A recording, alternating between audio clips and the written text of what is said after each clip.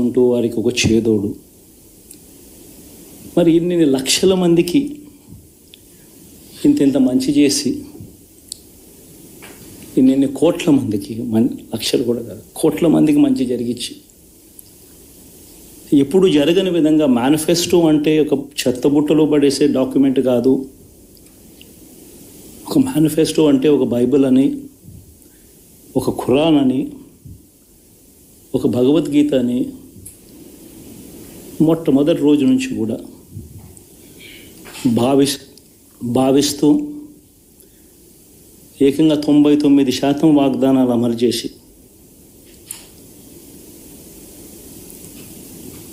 అంతే చిత్తశుద్ధితో ఆ మేనిఫెస్టోను కూడా అక్క చెల్లెమ్మల ఇంట్లోకి తీసుకొని వెళ్ళి చూపించి మీరే టిక్కు పెట్టండి అనే నిబద్ధత గల ప్రభుత్వంగా పనిచేసాం. ఇప్పుడు జరగని విధంగా పిల్లల చదువులు, పేదరికం పోవాలి అని అంటే పిల్లల చదువులకు క్వాలిటీ ఎడ్యుకేషన్ అవసరం అని మొట్టమొదటిసారిగా ఇంగ్లీష్ మీడియంను వ్యతిరేకిస్తున్న వాళ్ళందరూ పెత్తందారులతో యుద్ధం చేసి సైతం పిల్లలకి ఇంగ్లీష్ మీడియం తీసుకొని రావడమే కాకుండా టోఫుల్, ఐబీ లాంటి కళలు కూడా కలం. ఆ పేద పిల్లలకు అండగా నిలబడాలని, తోడుగా ఉండాలని, వారి చరిత్రలు మార్చాలని, ఎప్పుడు చూడని విధంగా గ్రామ స్థాయిలోనే సచివాలయ వ్యవస్థ, వాలంటీర్ల వ్యవస్థ తీసుకొచ్చి ప్రతి ఇంటికి సేవలు అందించే కార్యక్రమం చేశాం. వివక్ష లేకుండా, కరప్షన్ లేకుండా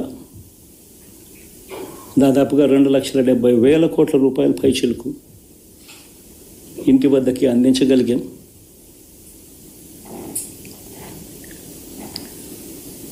ఇప్పుడు చూడని మార్పులు తీసుకురావడమే కాకుండా ఒక చదువుల రంగం అయితేనేమి, ఒక విద్యారంగం, ఒక వ్యవసాయ రంగం అయితేనేమి, ఒక వైద్య రంగం అయితేనేమి, ఏ పేదవాడు ఎప్పుడూ ఇబ్బంది పడకూడదు అని ఎప్పుడు ఊహించని విధంగా మార్పులు తీసుకొస్తూ పేదవాడికి అండగా నిలబడగలిగాం. విమెన్ ఎంపవర్మెంట్ అంటే ఇది, మహిళా సాధికారత ఇది అంటే ఇది అని ప్రపంచానికి చాటి చెప్పగలిగాం.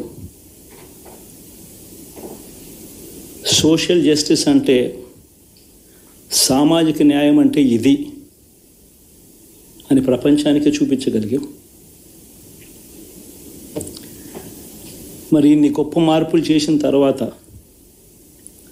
ఇన్ని కోట్ల మందికి మంచి జరిగిన తర్వాత మరి అభిమానం ఏమైందో, ఆప్యాయత ఏమైందో తెలీదు.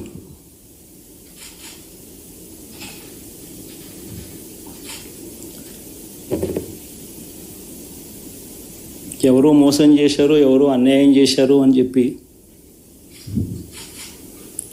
అనొచ్చు, కానీ ఆధారాలు లేవు.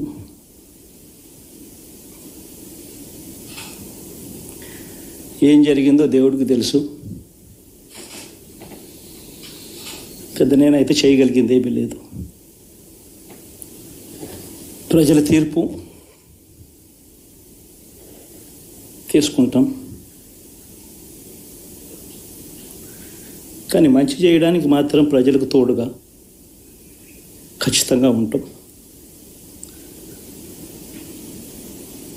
వాయిస్ ఆఫ్ ది వాయిస్లెస్ కింద ఈ పార్టీ తాను చేయాల్సిన పని తప్పకుండా చేస్తుంది. పేదవాడికి అండగా ఉండే కార్యక్రమంలో ఎప్పుడూ కూడా పేదవాడికి తోడుగా ఉంటూ గలం విప్పుతుంది, పేదవాడికి అండగా నిలుస్తుంది.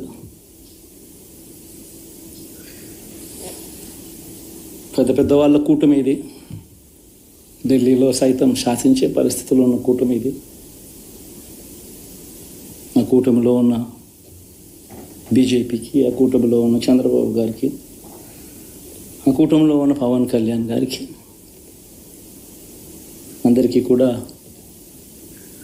వాళ్ళ గొప్ప విజయానికి అభినందనలు.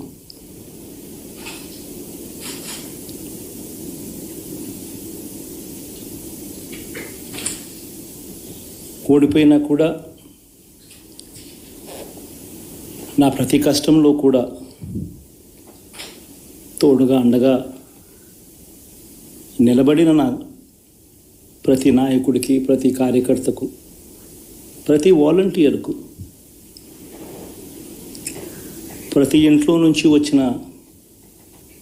ప్రతి స్టార్ క్యాంపెయినర్గా నాకు తోడుగా నిలబడిన నా అక్క చెల్లెమ్మలకు, అన్నదమ్ములకు, మీ అందరికీ మనస్ఫూర్తిగా మీ అందరికీ కూడా కృతజ్ఞతలు తెలియజేస్తా ఉన్నాను.